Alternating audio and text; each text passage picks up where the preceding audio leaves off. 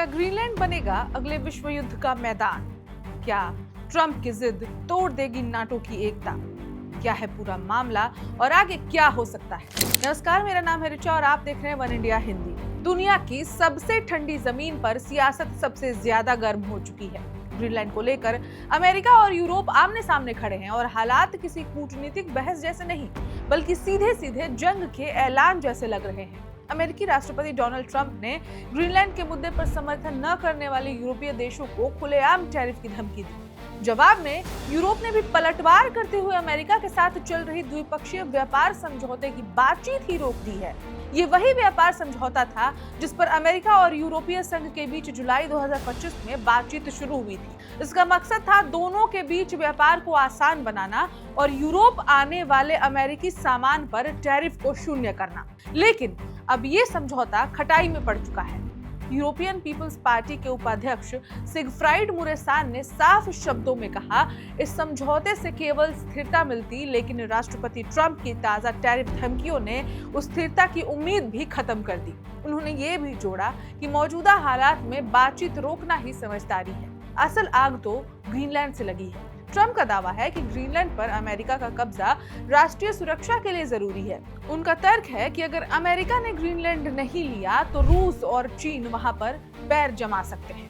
लेकिन यूरोप इसे सीधी संप्रभुता पर हमला मान रहा है। ट्रंप ने ऐलान किया कि 1 फरवरी 2026 से Denmark, Norway, France, Germany, Britain, Netherlands और फिनलैंड से आने वाले सभी सामान पर 10% टैरिफ लगाया जाएगा, जो 1 जून 2026 से बढ़कर 25% हो जाएगा।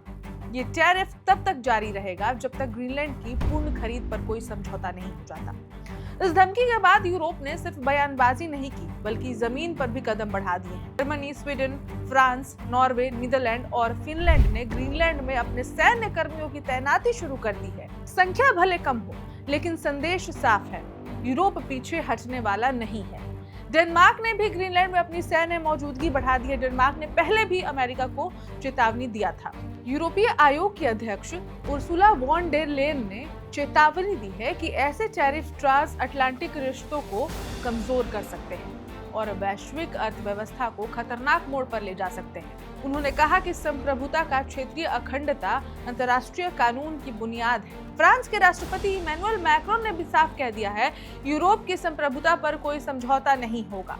विशेषज्ञों की माने तो अगर ट्रंप ग्रीनलैंड को लेकर अपने जिद पर अड़े रहे तो ये नाटो की एकता के लिए सबसे बड़ा खतरा बन सकता है। सवाल यही है कि ये सिर्फ टैरिफ वॉर है या आने वाले समय की बड़ी भू राजनीतिक जंग की शुरुआत। इस खबर में इतना ही। अपडेट्स पर हमारी नजर बनी हुई है। अपडेट्स के लिए देखते रहें वन इंडिया हिंदी।